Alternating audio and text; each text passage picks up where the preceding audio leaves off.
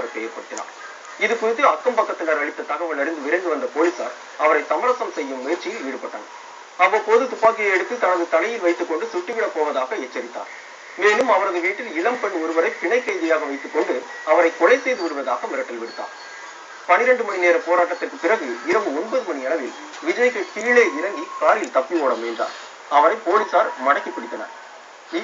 அந்த நபர் தப்பிச்சு ஓடுற வழியில போலீஸ்காரங்களும் போலீசாருடைய நடவடிக்கையும் நல்லா இருந்தது. பொதுமக்களும் சேர்ந்து அவரை விரட்டி பிடித்து பத்திரமாக போலீஸுடைய கஸ்டடி கொண்டு போயிருக்காங்க. 10 மணில இருந்து வந்து பாத்தீங்கன்னா அவர் இருக்காரா இல்லையானே தெரியல. இப்ப கரெக்டா ஒரு 8 மணிக்கு வந்து பாத்தீங்கன்னா அவர் வெளியே வந்தார். வெளியே வந்த உடனே எல்லாமே சுத்தி பாத்துக்கிட்டோம், வேடிக்கை பார்த்துக்கிட்டோம். அவர் கார் எடுத்த உடனே ஸ்டாப் பண்ணாம அப்படியே மக்கள் எல்லாம் வந்துட்டு இருக்கோம். அப்படி இருந்துமே காரை மூவ் பண்ணி எங்க மேல எல்லாம் ஏத்த பார்த்து நீதிமன்றத்தில் அவர் இன்று ஆஜர்படுத்தப்படுகிறார்.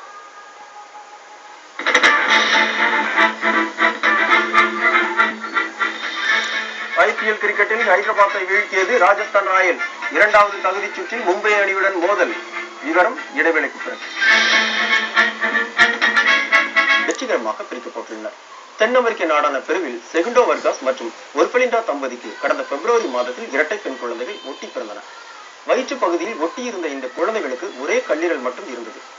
இதைத் தொடர்ந்து தலைநகர் லிமாவில் உள்ள மருத்துவமனையில் குழந்தைகளை பிரிக்க கடந்த மாதத்தில் அறுவை சிகிச்சை மேற்கொள்ளப்பட்டது. 30 மருத்துவ நிபுணர்கள் அடங்கிய குழுவினர் 8 மணி நேரம் அறுவை சிகிச்சை செய்து குழந்தைகளை வெற்றிகரமாக பிரித்தனர். ஒரே கல்லீரலை 2ஆக பிரித்து வைத்தனர். இதனால் விரைவில் இரு குழந்தைகளுக்கும் கல்லீரல் வளரும் என்று மருத்துவர்கள் நம்பிக்கை தெரிவித்துள்ளனர். வெற்றிகரமாக அறுவை சிகிச்சை செய்யப்பட்டுள்ளதால் குழந்தைகளின் பெற்றோர் மகிழ்ச்சி அடைந்துள்ளனர்.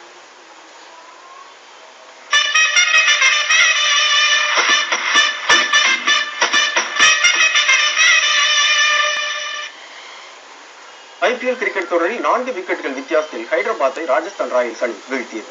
இதைத் தொடர்ந்து நாளை நடைபெறும் 2வது தகுதி சுற்றில் மும்பை அணியுடன் ராஜஸ்தான் அணி மோதுகிறது. 6வது ஆண்டு ஐபிஎல் கிரிக்கெட் தொடர் விறுவிறுப்பான கட்டத்தை எட்டியுள்ளது. 1வது தகுதி சுற்றில் மும்பையை வீழ்த்திய சென்னை அணி ஏற்கனவே இறுதிச் சுற்றுக்கு முன்னேறியுள்ளது. இந்நிலையில் டெல்லியில் நேற்று நடைபெற்ற வெளியேற்றுதல் பிரிவு போட்டியில் ராஜஸ்தான் ராயல்ஸ் மற்றும் ஹைதராபாத் அணிகள் மோதின. டாஸ் வென்று பேட்டிங்கை தொடங்கிய ஹைதராபாத் அணியின் தொடக்க ஆட்டக்காரர் தவான் 33 ரன்களை எடுத்தார். பின்னர் வந்த வீரர்களில் ஒயிட் 31 ரன்களையும் சமி 29 ரன்களையும் எடுத்தனர். மற்ற வீரர்கள் சொற்ப ரன்களில் ஆட்டம் இழந்ததால் அந்த அணி 20 ஓவர்களில் 7 விக்கெட் இழப்பிற்கு 132 ரன்களை எடுத்தது. 133 ரன்கள் என்ற வெற்றி இலக்குடன் களமிறங்கிய ராஜஸ்தான் அணியில் தொடக்க ஆட்டக்காரர்கள் ராபி 12 ரன்களிலும் ரகானே 18 ரன்களிலும் ஆட்டம் இழந்தனர். வாட்சன் 24 ரன்களில் ஆட்டம் இழக்க பின்னர் வந்த வீரர்களில் காட்ச் 29 பந்துகளில் 54 ரன்களை குவித்தார். இதன் மூலம் அந்த அணி 4 பந்துகள் மீதம் இருக்கையில் இலக்கை எட்டி 4 விக்கெட்டுகள் வித்தியாசத்தில் வெற்றி பெற்றது. இதனால் இத்தொடரில் இருந்து ஹைதராபாத் அணி வெளியேறியது. கொல்கத்தாவில் நாளை நடைபெறும் 2வது தகுதி சுற்றில் மும்பை இந்தியன்ஸ் மற்றும் ராஜஸ்தான் ராயல்ஸ் அணிகள் மோதுகின்றன. மீண்டும் தலைப்புச் செய்திகள்.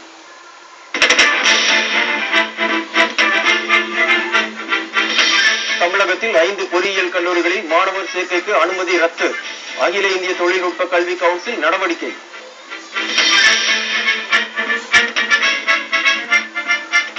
விதிமுறைகளை மீறி பதவி வகிப்பதாக குற்றச்சாட்டு.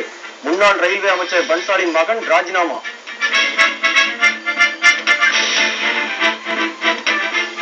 வருமானத்திற்கு அதிகமாக 8 கோடி ரூபாய் சொத்து குவித்த வழக்கு. ஜார்க்கண்ட் மாநில முன்னாள் முதலமைச்சர் மீது குற்றப்பத்திரிகை தாக்கல்.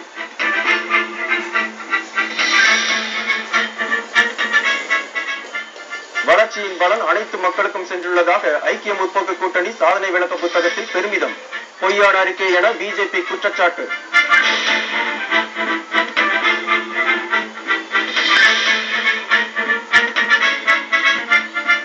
ஐபிஎல் சூதாட்டத்தை தொடர்ந்து பண மோசடி குறித்து விசாரணை. வருமான வரித்துறை நடவடிக்கை.